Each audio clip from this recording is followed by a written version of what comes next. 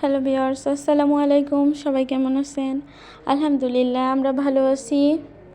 আজকে আপনাদের সাথে শেয়ার করব হোটেলের মতো পারফেক্ট সিঙ্গারা তৈরি। সিঙ্গারা তৈরির জন্য আমি নিয়ে নিয়েছি ফ্রেশ আটা, 3 কাপ আটা, পরিমাণ মতো লবণ দিয়ে দিয়েছি, আর কালো জিরা দিয়ে দিয়েছি 1.5 কাপের মতো, কারণ আমি এখানে 3 কাপ আটা ব্যবহার করেছি। এরপর দিয়েছি 9 চা চামচের মতো তেল। একটু তেলটা বেশি লাগে, তার থেকেও একটু বেশি হয়েছে দেওয়া আর কি, 10 চামচের মতো আমি দিয়েছি, কারণ সিঙ্গারাটা একটু তাহলে ক্রিস্পি হয়। আর নর্মাল পানি দিয়ে একটু একটু করে পানি দিয়ে মিশিয়ে নিয়েছি। ডোটা একটু শক্ত হবে, আমি রেস্টে রেখে দিয়ে চলে আসলাম এদিকে ভাজিটা রেডি করতে। আমি প্রায় 1 কাপের মতো পেঁয়াজ কুচি করে নিয়েছি, পেঁয়াজের সাথে কাঁচামরিচটা দিয়ে দিয়েছি। আর এই পুরের মধ্যে আমি দিয়ে দিচ্ছি একটু পাঁচফোড়ন দিলে এটার ঘ্রাণটা অনেক ভালো হয়, দাঁতের তলায় যখন পড়ে তখন খেতে খুব স্বাদ লাগে। এখন এক এক করে লবণ, আদা, রসুন,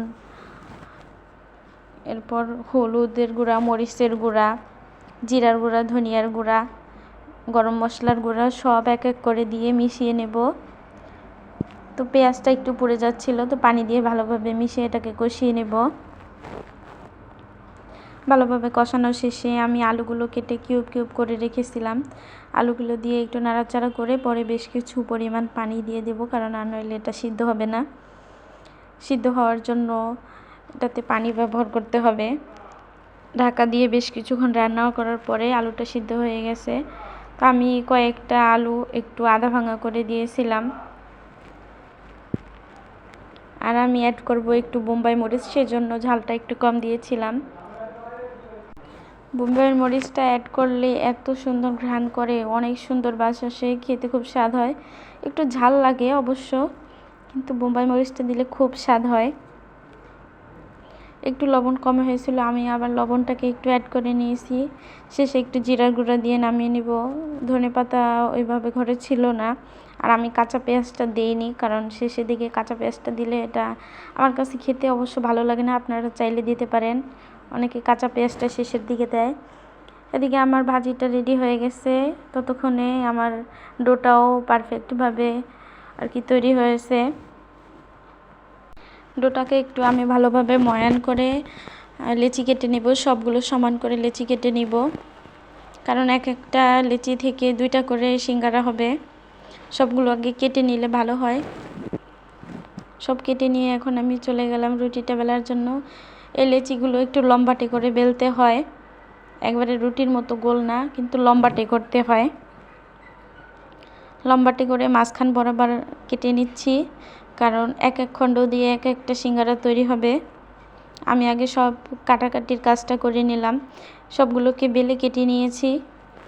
এক হাতে বানাবো সেজন্য আর কি, আমার কাজের সুবিধার জন্য সবগুলো করা শেষ। এরপর বাটিতে একটু পানি নিয়ে নিয়েছি, এই যে সমান পাশে একটু পানি লাগিয়ে নিলাম, পানি লাগিয়ে মিশিয়ে নিলাম, তারপর পুরটা ভিতরে দিয়ে দিলাম।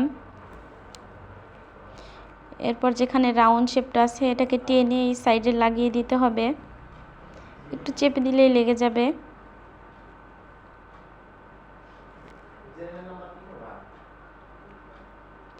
দুই সাইডটা মিশিয়ে নিলাম, চাপিয়ে ওপাশ থেকে টেনে ধরে। তৈরি হয়ে গেল সিঙ্গারা। আমি সবার সুবিধার জন্য আরও কয়েকটা দেখিয়ে দিব।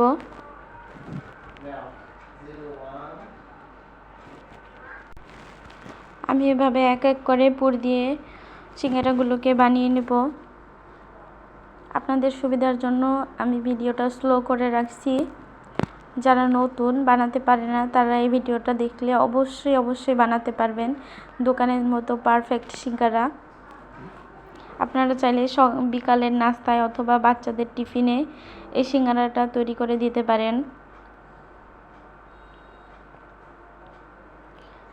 চাইলে এখানে আলুর পুরের পরিবর্তে সাথে আরও কিছু সবজি অ্যাড করে দিতে পারেন, অথবা চিকেন দিতে পারেন। এই যে আমার বানানো শেষ।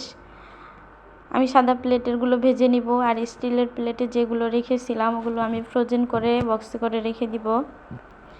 সিঙ্গারা ভাজার জন্য আমি চলে আসলাম। তেলটা একবারে কুসুম গরম অবস্থাতেই সিঙ্গারাটা দিতে হবে, আর নইলে সিঙ্গারার উপরে কালার চলে আসবে কিন্তু ভিতরে কাঁচা থাকবে, ক্রিস্পি হবে না। কম আঁচে সিঙ্গারাগুলোকে ভেজে নিতে হবে। এই যে আমার সিঙ্গারা তৈরি হয়ে গেছে।